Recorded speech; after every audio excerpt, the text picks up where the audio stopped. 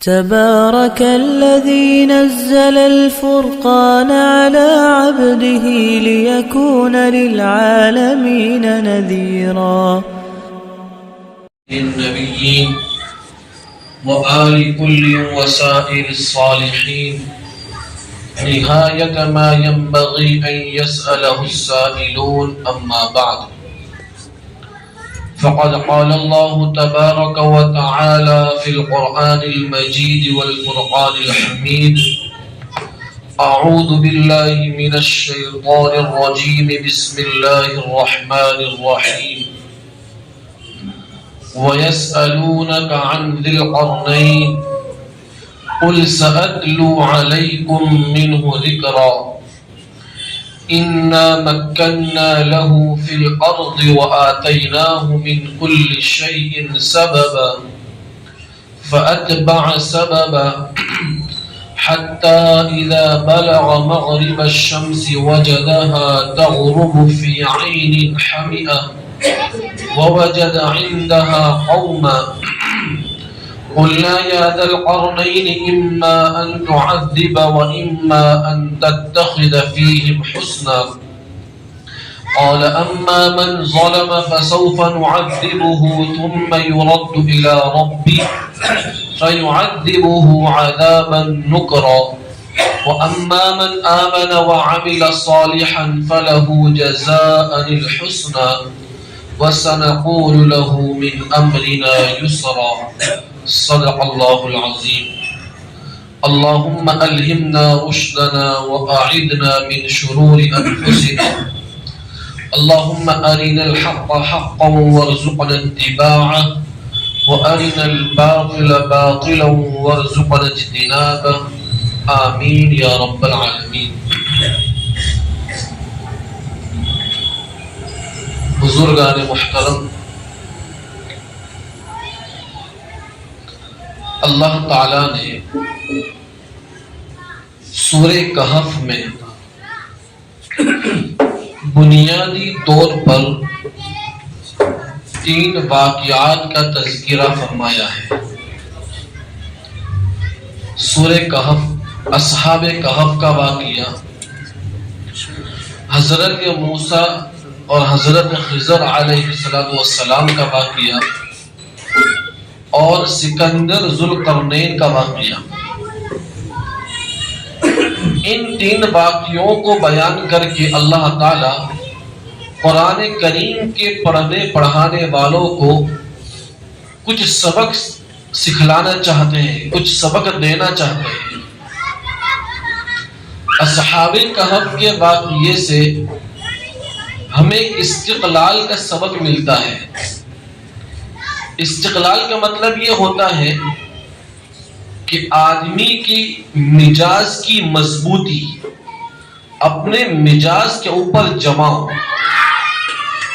کہ چند نوجوانوں نے کفر و شرک کے ماحول کے اندر اپنے ایمان کے اوپر ڈٹ گئے تھے، اپنے ایمان کو مضبوطی سے تھامے رکھا تھا کہ پہاڑ کو اپنی جگہ سے ہٹانا آسان تھا لیکن ان کے ایمان کو ہٹانا بہت مشکل تھا. اور ایسے حالات میں، بے سر و سامانی کے حالات میں، انہوں نے اپنے ایمان کی حفاظت کے لیے غار میں پناہ لی.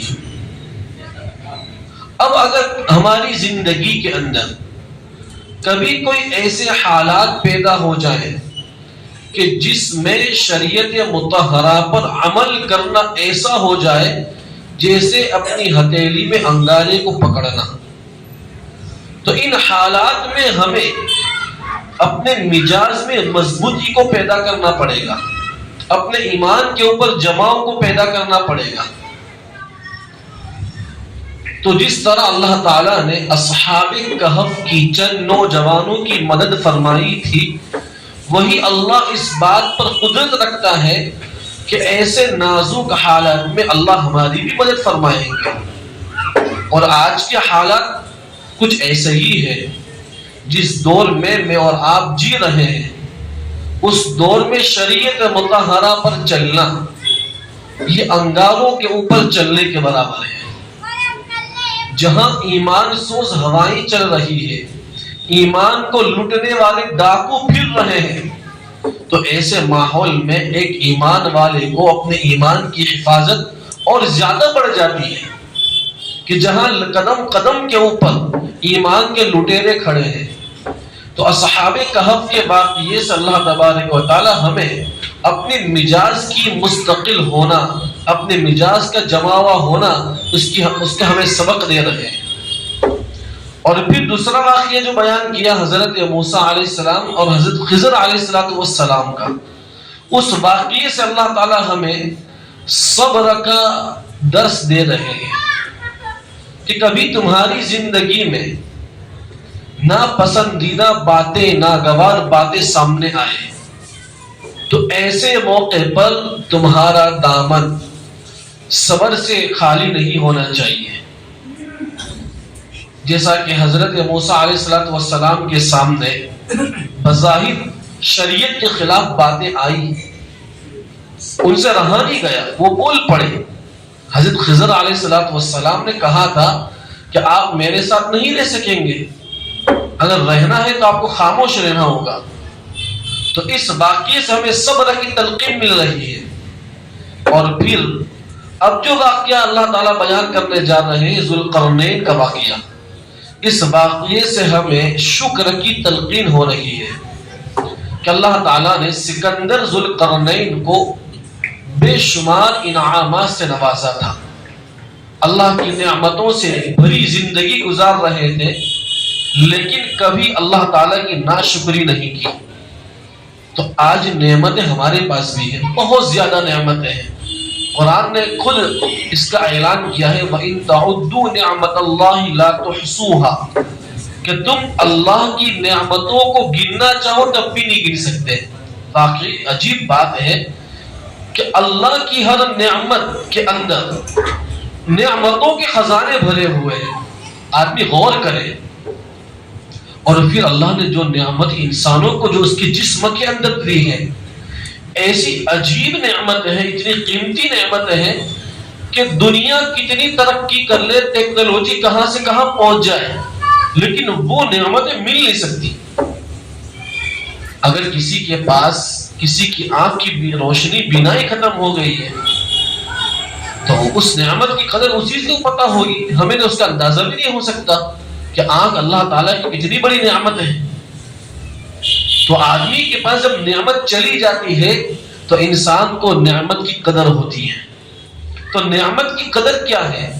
حضرات علماء کرام نے لکھا ہے کہ اللہ تعالیٰ نے جو نعمت تمہیں دی ہے، اس نعمت کو اللہ کی اطاعت میں لگاؤ تو وہ نعمت کی قدردانی ہو جائے گی، وہ یہ شکر گزاری ہے۔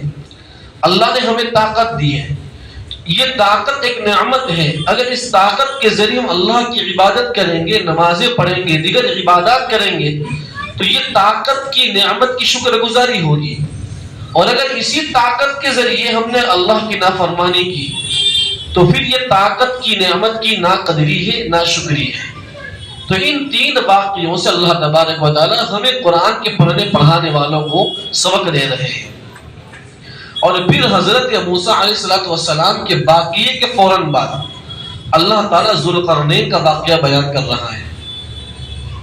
حضرات علماء کرام نے بہترین نقطہ لکھا ہے کہ حضرت موسیٰ علیہ السلام نے بھی سفر کیا اور حضرت سکندر ذوالقرنین نے بھی سفر کیا۔ حضرت موسیٰ کا سفر کس چیز کا تھا؟ طلب علم کا سفر تھا، علم کو حاصل کرنے کا سفر تھا۔ اور حضرت ذوالقرنین کا سفر شریعت کو، اللہ کے احکام کو دنیا کے چپے چپے میں نافذ کرنے کا سفر تھا۔ اس سے یہ معلوم ہوا کہ شریعت کا علم حاصل کرنا بھی ضروری ہے اور اس کے احکام کو دنیا کے چپے چپے میں نافذ کرنا بھی ضروری ہے۔ آج دیکھ لیجئے، یہ ہماری درس قرآن کی جو مجلس لگتی ہے یہ اسی کا ایک نمونہ ہے کہ ہم قرآن کریم کو اس لیے سمجھ رہے ہیں تاکہ اس کا علم حاصل کرنے کے بعد اس کے احکام کو سب سے پہلے ہم اپنے جسم کے اوپر نافذ کریں گے، پھر اس کے بعد اپنے گھر والوں کے اوپر نافذ کریں گے، پھر ہم پورے علاقے کے اندر اپنے محلے کے اندر اس کی دعوت چلائیں گے. تو یہ دونوں سفر کے اندر ایک جوڑ ہے کہ ان کا سفر طلب علم کا تھا, ان کا سفر احکام شریعت کو نافذ کرنے کا سفر تھا. اللہ تعالیٰ ارشاد فرماتے ہیں وَيَسْأَلُونَكَ عَنْ ذِي الْقَرْنَيْنِ, اے پیغمبر لوگ آپ سے سوال کرتے ہیں ذو القرنین کے بارے میں. یہ سوال کرنے والے کون لوگ ہیں؟ روایات میں آتا ہے کہ یہ سوال کرنے والے کفار مکہ ہیں کہ مدینہ کے یہودیوں نے مکہ کے کافروں کو, مکہ کے مشرکوں کو یہ چند سوالات سکھلائے تھے کہ تم محمد صلی اللہ علیہ وسلم کے پاس جا کر یہ 3 سوال کرو. اگر تمہارے نبی ان 3 سوالوں کے جواب دے دیتے ہیں تو ان کی نبوت کی حقانیت سب کے سامنے آ جائے گی کہ وہ سچے نبی ہیں. تو ایک سوال یہ تھا کہ روح کی حقیقت کیا ہے, جس کا ذکر سورہ بنی اسرائیل میں آ چکا. اور ایک سوال یہ تھا کہ اصحاب کہف کون تھے, جس کا ہم واقعہ تفصیل سے پڑھ چکے ہیں. اور تیسرا سوال یہ تھا کہ ذو القرنین کون ہے, اس کے حالات بتاؤ. تو اب ان آیت کریمہ کے اندر اللہ تعالیٰ پیغمبر کے ذریعے ذو القرنین کے کچھ حالات ہمیں بتا رہے ہیں. قُلْ سَأَتْلُو عَلَيْكُمْ مِنْهُ ذِكْرًا, اے پیغمبر آپ کہہ دیجئے کہ میں اب تمہیں اس کے کچھ حالات بتا رہا ہوں, سنا رہا ہوں. قرآن کریم کی جو تعبیر ہے کہ اللہ تعالیٰ نے ارشاد فرمایا منہ ذکرًا, جو لوگ عربی جانتے ہیں وہ سمجھ سکتے ہیں کہ اللہ تعالیٰ نے یہ نہیں کہا کہ ہم ذو القرنین کی پوری ڈیٹیل تمہارے سامنے رکھ دیں گے. نہیں, ہم ذو القرنین کے اتنے حالات تمہارے سامنے بیان کریں گے جو تمہارے متعلق ہیں, جو تمہارے سمجھنے کی چیزیں ہیں. ہم ساری باتیں تمہارے سامنے کھول کر نہیں رکھیں گے. اسی لیے جیسا میں عرض کر چکا ہوں کئی مرتبہ کہ یہ قرآن کریم قصے کہانیوں کی کتاب نہیں ہے. اللہ تعالیٰ جب کوئی قصہ بیان کرتے ہیں تو اس میں ایمان والوں کے لیے اور انسانوں کے لیے عبرت ہوتی ہے, نصیحت ہوتی ہے. تو ذو القرنین کا اتنا ہی واقعہ اللہ تعالیٰ نے بیان کیا ہے جس میں ہم سننے والوں کے لیے عبرت ہے. حضرات مفسرین کرام نے ذو القرنین کے تعارف میں کئی باتیں بیان کی ہیں کہ ذو القرنین سے مراد کیا ہے. اس سلسلے میں حضرات علماء کرام کے 2 قول ہیں. ایک علماء شریعت کا قول ہے اور ایک علماء طریقت کا قول ہے. علماء شریعت کہتے ہیں کہ جو ظاہری مسائل کا علم رکھتے ہوں انہیں علماء شریعت کہتے ہیں, اور جو باطنی مسائل کا علم رکھتے ہو انہیں علماء طریقت کہتے ہیں. شریعت بھی دین ہے, طریقت بھی دین ہے. علماء شریعت کہتے ہیں کہ ذو القرنین, قرنون کے معنی ہوتے کنارہ, چونکہ سکندر ذو القرنین نے مغرب اور مشرق دونوں جانب کا مکمل سفر کیا, اس لیے انہیں کہا گیا کہ 2 کناروں والا. اور علماء طریقت کہتے ہیں کہ اللہ تعالیٰ نے انہیں 2 طرح کا علم دیا تھا, ایک علم ظاہری اور ایک علم باطنی. اور یہ 2 کنارے ہیں. علوم ظاہری ایک کنارہ ہے اور علوم باطنی ایک کنارہ ہے, اس لیے انہیں کہا گیا ذو القرنین. اور ذو القرنین کے معاملے میں عجیب اتفاق یہ ہے کہ دنیا میں جتنے سکندر نام کے بادشاہ گزرے ہیں ان سب کا لقب ذو القرنین ہے. ایک بادشاہ نہیں گزرا ہے سکندر نام کا, سکندر ذو القرنین نام کا ایک بادشاہ نہیں گزرا ہے, کئی بادشاہ گزرے ہیں. حضرت عیسیٰ علیہ السلام سے 300 سال پہلے ایک بادشاہ گزرا جس کا نام ہے سکندر یونانی. سکندر یونانی جس کا وزیر تھا ایک بہت بڑا فلسفر ارسطو نام کا.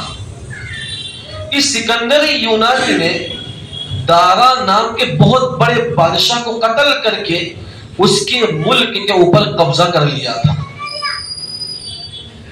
اور اس کی بادشاہت کا ایک دورہ تھا، لوگوں میں اس کے واقعات بہت زیادہ مشہور تھے۔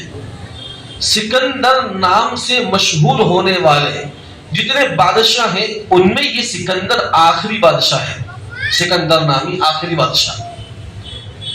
سوال یہ ہوتا ہے کہ قرآن کریم میں جس سکندر ذوالقرنین کا اللہ واقعہ بیان کر رہے ہیں وہ کون سا ذوالقرنین ہے؟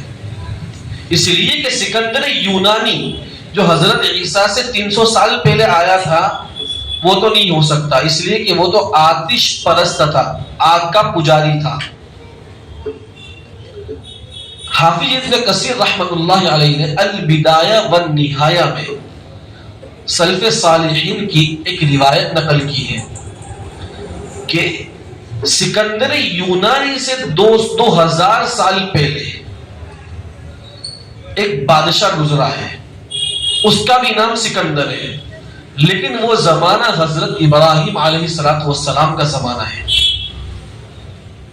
اور حضرت ابراہیم علیہ السلام کے زمانے میں اس سکندر ذوالقرنین نے پیدل حج کیا، اور مکہ کی طرف اس نے سفر شروع کیا۔ حضرت ابراہیم علیہ السلام کو علم ہوا، پتہ چلا کہ سکندر ذوالقرنین آ رہا ہے، تو حضرت ابراہیم علیہ السلام مکہ سے باہر اس کا استقبال کرنے کے لیے گئے۔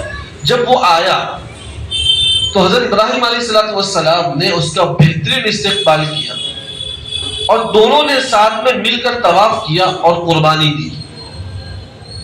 اس کے بعد حضرت ابراہیم علیہ السلام نے اس کے لیے دعا کی اللہ تعالیٰ سے، اور اس کو چند نصیحتیں وصیتیں کی۔ اس کے بعد جو زمانہ شروع ہوا، اس کے بعد کے زمانے میں سکندر ذوالقرنین نے دنیا کی بادشاہت کی ہے، اس نے دنیا کے سفر اس کے بعد شروع کیے ہیں۔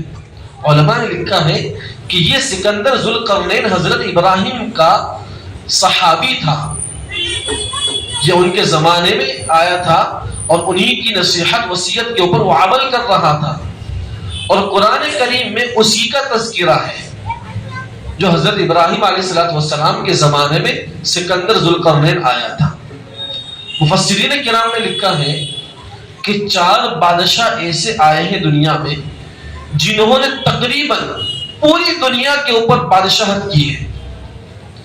ان میں 2 بادشاہ کافر تھے اور 2 بادشاہ مومن تھے۔ جو 2 بادشاہ مومن تھے اس میں ایک حضرت سلیمان علیہ السلام جنہوں نے تقریباً پوری دنیا کے اوپر حکومت کی ہے، اور دوسرے بادشاہ یہ سکندر ذوالقرنین ہے۔ اور 2 کافر بادشاہ جنہوں نے دنیا پر حکومت کی اس میں سے ایک نمرود ہے اور دوسرا بخت نصر جس نے یہودیوں کا قلع کما کیا تھا اور ان کی بستیوں کو اجڑ دیا تھا۔ اللہ تبارک و تعالیٰ نے حضرت سلیمان علیہ السلام کو ایسی حکومت دی تھی، انہوں نے اللہ سے دعا کی تھی هَبْ لِي مُلْكًا لَا يَنْبَغِي لِأَحَدٍ مِّن بَعْدِي، اے اللہ ایسی بادشاہت عطا فرما، ایسی سلطنت عطا فرما کہ میرے بعد کسی کو نہ ملے۔ اللہ تعالیٰ نے ان کی دعا قبول کی، اور حضرت سلیمان علیہ السلام کے لیے اللہ تعالیٰ نے ہوا کو مسخر کر دیا، ان کے لیے ان کے تابع بنا دیا۔ حضرت سلیمان علیہ السلام جہاں کا بھی سفر کرتے ہوا کے اوپر سوار ہو کر سفر کرتے تھے۔ اسی طرح اللہ تعالیٰ نے سکندر ذوالقرنین کے لیے بادلوں کو مسخر کر دیا تھا۔ سکندر ذوالقرنین جہاں کا بھی سفر کرتا وہ بادلوں کے اوپر سوار ہو کر سفر کرتا تھا۔ یہ اللہ تعالیٰ نے عجیب حکومت اس کو بھی عطا کی تھی۔ قرآن میں اللہ تعالیٰ ارشاد فرماتے ہیں اِنَّا مَكَّنَّا لَهُ فِي الْأَرْضِ، کہ ہم نے سکندر ذوالقرنین کو زمین میں حکومت عطا کی۔ وَآتَيْنَاهُ مِن كُلِّ شَيْءٍ سَبَبًا، اور ہم نے اس کو ہر طرح کے وسائل عطا کیے تھے کہ بادشاہ چلانے کے لیے، حکومت سنبھالنے کے لیے جتنی چیزوں کی ضرورت پڑتی ہے اللہ تبارک و تعالیٰ نے سکندر ذوالقرنین کو تمام چیزیں عطا کی تھی۔ فَأَتْبَعَ سَبَبًا، سکندر ذوالقرنین نے 3 سفر کیے ہیں۔ ایک سفر مغرب کی جانب میں، ایک سفر مشرق کی جانب میں اور ایک سفر شمال کی جانب میں. اب یہاں اللہ تعالیٰ پہلے سفر کا تذکرہ فرما رہے ہیں فَأَتْبَعَ سَبَبًا کہ ذوالقرنین نے پہلا سفر شروع کیا. وہ چلتا رہا حَتَّى إِذَا بَلَغَ مَغْرِبَ الشَّمْسِ وَجَدَهَا تَغْرُبُ فِي عَيْنٍ حَمِئَةٍ یہاں تک کہ جب وہ سورج کے ڈوبنے کی جگہ پر پہنچا تو اس نے سورج کو کالے پانی کے چشمے میں ڈوبتا ہوا دیکھا. مغرب کی جانب میں وہ چلتا رہا ایسی جگہ پر جا کر پہنچا جہاں آگے سمندر ہے. وہاں دنیا ختم ہو رہی ہے اور سمندر بھی کیسا کہ سمندر کا پانی اور اس کی مٹی کالی تھی, سیاہ رنگ کی تھی. تو دیکھنے والے کو ایسا لگتا تھا کہ سورج یہاں ڈوب رہا ہے, حالانکہ سورج ڈوبتا نہیں ہے. حقیقت یہ ہے کہ زمین کا جو حصہ سورج کے سامنے آتا ہے تو وہاں سورج نکلتا ہے, اور زمین کا جو حصہ سورج کی طرف سے ہٹ جاتا ہے تو سورج غروب ہو جاتا ہے. خود قرآن کہتا ہے کُلٌّ فِي فَلَكٍ يَسْبَحُونَ یہ سارے سیارے دنیا میں جو ہیں, کائنات کے اندر سارے سیارے یہ اپنے مدار میں گھوم رہے ہیں. دنیا بھی گھوم رہی ہے سورج کے ارد گرد. تو زمین کا جو حصہ سورج کے سامنے آتا ہے تو وہاں دن ہو جاتا ہے, اور جو حصہ ہٹ جاتا ہے وہ رات ہو جاتی ہے. جیسا کہ ہم سفر کرتے ہیں تو جنگلات میں دیکھتے ہیں جہاں ریگستان ہے کہ شام کے وقت ایسا محسوس ہوتا ہے کہ ریگستان کی زمین میں اس کی مٹی میں سورج ڈوب رہا ہے, اندر جا رہا ہے, حالانکہ وہ جاتا نہیں ہے. اسی طرح ساحل سمندر کے کنارے پر یا اگر سمندر کا سفر کر رہے ہیں, شام کا وقت ہے, سن سیٹ کا وقت ہو چکا, تو ایسا لگتا ہے کہ پانی میں سورج جا رہا ہے, ڈوب رہا ہے, حالانکہ وہ ڈوبتا نہیں ہے. تو حضرت ذوالقرنین کو ایسا لگا کہ اس کالے پانی کے دلدل میں کیچڑ کے اندر سورج ڈوب رہا ہے. وَوَجَدَ عِندَهَا قَوْمًا وہاں ان کو کچھ لوگ ملے, ایک بستی ملی. مفسرین نے لکھا ہے کہ وہ لوگ ایماندار نہیں تھے, ایمان والے نہیں تھے, بلکہ فسادی شرارت سے بھرے ہوئے لوگ تھے. ان کی زبان, ان کی معاشرت, ان کا کلچر بالکل ہمارے کلچر سے الگ تلگ تھا. مفسرین فرماتے ہیں وہ وحشی لوگ تھے جو چمڑوں کا لباس پہنتے تھے. ایسے لوگوں کو ذوالقرنین نے وہاں دیکھا تو اللہ تبارک و تعالی نے ذوالقرنین سے کہا قلنا یا ذا القرنین اما ان تعذب و اما ان تتخذ فیہم حسنا. اللہ کہتے ہیں کہ ہم نے ذوالقرنین کو حکم دیا اے ذوالقرنین یا تو ان لوگوں کو سزا دے یا تو ان کے ساتھ اچھا برتاؤ کر. مفسرین فرماتے ہیں کہ مجرمین کی, فسادی لوگوں کی اصلاح دو طریقے سے ہو سکتی ہے. یا تو ان کو ان کی جرم کی سزا مل جاوے تو ان کی اصلاح ہو جاتی ہے, یا ان کے ساتھ نرمی کا معاملہ کیا جاوے, انہیں سمجھایا جائے, انہیں سیدھے راستے پر لانے کی کوشش کی جائے, تب بھی ان کی اصلاح ہو جاتی ہے. اس آیت کریمہ کے تحت حضرت علماء کرام نے ایک چھوٹی بحث کی ہے کہ یہاں اللہ تعالیٰ قرآن کے اندر یہ کہہ رہے ہیں اے ذوالقرنین, اللہ خطاب کر رہے ہیں ذوالقرنین کو. کیا ذوالقرنین نبی تھے کہ ولی تھے؟ کچھ علماء کہتے ہیں کہ ذوالقرنین نبی تھے. ان کی دلیل یہ ہے کہ اللہ تعالیٰ نے ذوالقرنین سے خطاب کیا, ان کو وحی کی, اور وحی نبیوں پر آتی, نبی کے علاوہ کسی پر نہیں آتی. جبکہ بعض علماء یہ کہنے لگے کہ ذوالقرنین نبی نہیں ولی ہے. پھر سوال یہ ہوگا کہ ان سے اللہ تعالیٰ نے خطاب کیا, وحی بھیجی, تو اس کا جواب یہ ہے کہ ان کو اللہ نے ایسے خطاب کیا جیسے حضرت یوسف علیہ السلام کو بچپن میں ان کے بھائیوں نے کنویں میں ڈال دیا تھا. تو قرآن میں اللہ تعالیٰ ان کا ذکر اس طرح کر رہے ہیں وَأَوْحَيْنَا إِلَيْهِ لَتُنَبِّئَنَّهُمْ بِأَمْرِهِمْ هَٰذَا.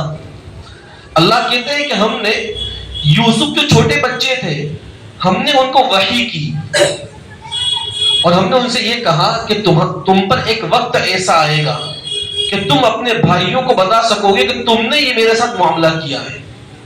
یہاں اللہ تعالیٰ نے وحی کا لفظ استعمال کیا، لیکن یہاں وحی سے مراد نبیوں والی وحی نہیں ہے، یہاں الہام ہے. ہم کہتے ہیں کہ اللہ والوں کو دلوں پر بات اترتی ہے، اللہ نے یوسف کے دل میں بات ڈالی علیہ الصلوۃ والسلام. اسی طرح قرآن کے اندر یہ لفظ استعمال ہوا ہے حضرت موسیٰ علیہ الصلوۃ والسلام کی والدہ کے لیے. قرآن یہ کہتا ہے وَأَوْحَيْنَا إِلَىٰ أُمِّ مُوسَىٰ أَنْ أَرْضِعِيهِ فَإِذَا خِفْتِ عَلَيْهِ فَأَلْقِيهِ فِي الْيَمِّ وَلَا تَخَافِي وَلَا تَحْزَنِي. کہ جب حضرت موسیٰ علیہ الصلوۃ والسلام پیدا ہوئے تو فرعون بنی اسرائیل کے بچوں کو قتل کر دیتا تھا. تو قرآن یہ کہتا ہے کہ اللہ نے حضرت موسیٰ کی والدہ کو وحی کی، یعنی ان کے دل میں بات ڈالی کہ تو موسیٰ کو دودھ پلاتی رہے، جب تجھے خطرہ محسوس ہو تو ایک صندوق میں پیٹی میں بند کر کے سمندر میں رکھ دینا، میں اس کی حفاظت کروں گا. اسی طرح قرآن کے اندر شہد کی مکھی کے لیے بھی اللہ نے یہ لفظ استعمال کیا ہے وَأَوْحَىٰ رَبُّكَ إِلَى النَّحْلِ، کہ تیرے پروردگار نے شہد کی مکھی کے دل میں بات ڈالی. تو اس کا مطلب یہ نکلا کہ یہاں ذوالقرنین نبی نہیں ہے، بلکہ اللہ تعالیٰ نے اس وقت کے نبی کے ذریعے ذوالقرنین سے بات کی کہ ذوالقرنین ایسا ایسا کرو کہ تمہیں ہم نے اختیار دیا ہے کہ ان لوگوں کو یا تو سزا دو یا ان کے ساتھ حسن سلوک کرو. آگے ذوالقرنین جواب دے رہے ہیں قال اما من ظلم فسوف نعذبه ثم يرد الى ربه فيعذبه عذابا نكرا. ذوالقرنین نے جواب میں کہا کہ جو آدمی ظلم کرے گا، ظلم سے مراد کفر و شرک اختیار کرے گا، فسوف نعذبه، ہم اس کو سزا دیں گے. اور ایک قانون بھی یہی ہے کہ جو آدمی جرم کرے اسے سزا ملنی چاہیے. شاہ ولی اللہ محدث دہلوی رحمۃ اللہ علیہ فرماتے ہیں کہ اجتماعی نظام کے لیے ضروری ہے کہ نیک فرما بردار آدمی کے ساتھ حسن سلوک کیا جائے اور مجرم فسادی آدمی کو سزا دی جائے. اگر ایسا نہیں ہوا تو پھر ملک کی حکومت بگڑ جائے گی اور ملک میں بد امنی پیدا ہو جائے گی. جیسا کہ آج دنیا کے اندر آپ دیکھیں گے آپ کو کئی حکومت ایسی ملے گی جہاں کرمینل آدمی وہ سیف ہے، وہ حفاظت میں ہے، اور جس کا دامن جرم سے بالکل صاف شفاف ہے وہ جیلوں کے اندر ہے، جس کی وجہ سے بد امنی عام ہو رہی ہے. تو یہ کہا جا رہا ہے، ذوالقرنین نے کہا کہ جو آدمی ظلم کرے گا یعنی کفر و شرک اختیار کرے گا ہم اس کو سزا دیں گے، پھر وہ اپنے رب کی طرف لوٹا دیا جائے گا، پھر اس کا رب اسے سخت سزا دے گا. یعنی ہم جو سزا دیں گے وہ تو کوئی سزا نہیں ہے، اصل سزا اللہ تعالیٰ کی یہاں اسے ملنے والی ہے. وَأَمَّا مَنْ آمَنَ وَعَمِلَ صَالِحًا فَلَهُ جَزَاءً الْحُسْنَى، کہ جو آدمی ایمان لائے گا اور اعمال صالحہ کرے گا، نماز پڑھے گا، روزہ رکھے گا، جتنے اعمال صالحہ کرے گا، فَلَهُ جَزَاءً الْحُسْنَى، تو اس کے لیے بھلائی کا بدلہ ہے. جو آدمی اچھا کام کرے تو اللہ تعالیٰ کے یہاں ہر اچھے کام کی قدر ہوتی ہے. وَسَنَقُولُ لَهُ مِنْ أَمْرِنَا يُسْرًا، ذوالقرنین نے کہا کہ ہم ہمارے معاملات میں اس کے ساتھ نرمی سے بات چیت کریں گے. ثُمَّ أَتْبَعَ سَبَبًا، اب آگے اللہ تعالیٰ ذوالقرنین کا دوسرا سفر جو مشرق کی جانب میں ہوا اس کو بیان کر رہے ہیں کہ پھر ذوالقرنین نے مشرق کی جانب میں چلنا شروع کیا.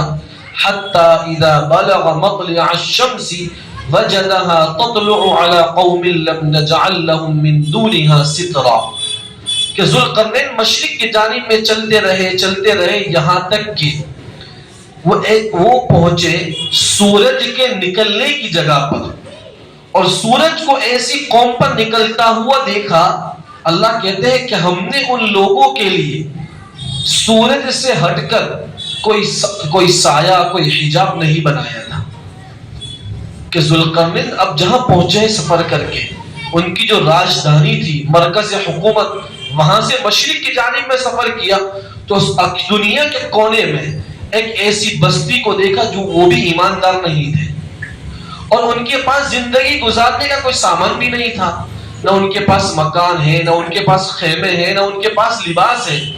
گویا کہ تمدن نے آدمی کا جو ایک کلچر ہوتا ہے اس زندگی سے بالکل خالی زندگی گزار رہے تھے، فطری زندگی، جیسے کہ بچہ ماں کے پیٹ سے کیسے پیدا ہوتا ہے ویسی زندگی وہ لوگ گزار رہے تھے. ان کے جسموں پر لباس بھی نہیں تھا، اور جب سورج کی شعاعیں، اس کی تپش ان کے جسموں کے اوپر پڑتی تھی، بعض تفسیری روایتوں میں یہ ملتا ہے کہ انہوں نے زمین میں سرنگ بنائی تھی، اس سرنگ کے اندر چلے جاتے تھے. بعض روایتوں میں یہ ملتا ہے کہ سمندر کے اندر غوطہ لگا لیتے تھے، جب سورج کی شعاعیں، اس کی تپش ختم ہو جاتی ہے، ٹھنڈی ہو جاتی، پھر وہ باہر نکل آتے تھے. اللہ تعالیٰ نے اس قوم کے لیے بھی حضرت ذوالقرنین کو یہی کہا، یا تو تم ان کو سزا دو یا ان کے ساتھ نرمی کا معاملہ کرو. كَذَلِكَ وَقَدْ أَحَطْنَا بِمَا لَدَيْهِ خُبْرًا. قرآن یہ کہتا ہے قصہ ایسا ہی ہے، یعنی قرآن جو باتیں بتا رہا ہے اتنی باتوں پر اعتماد کرو چاہے تمہیں سمجھ میں آئے یا نہ آئے. اللہ کہتے ہیں کہ جو کچھ ذوالقرنین کے پاس ساز و سامان تھا، جو کچھ صلاحیتیں تھی، جو کچھ ان کے معاملات تھے، ہم ان سے اچھی طرح واقف تھے. اب آگے ذوالقرنین کا شمال کی جانب سفر ہے، وہاں ان کا سامنا ہوا یاجوج ماجوج کے ساتھ. وہ واقعہ بڑا تفصیل ہے، اس کو انشاءاللہ آئندہ مجلس میں رکھیں گے. اللہ تبارک و تعالی ہمیں قرآن سے جو سبق مل رہے ہیں اس پر عمل کرنے کی توفیق عطا فرمائے. سبحان اللہ بحمدہ، سبحانک اللہم وبحمدک، ونشہد ان لا الہ الا انت، نستغفرک ونتوب الیک. سبحان ربک رب العزة عما یصفون، وسلام علی المرسلین، والحمد للہ رب العالمین، برحمتک یا رحمن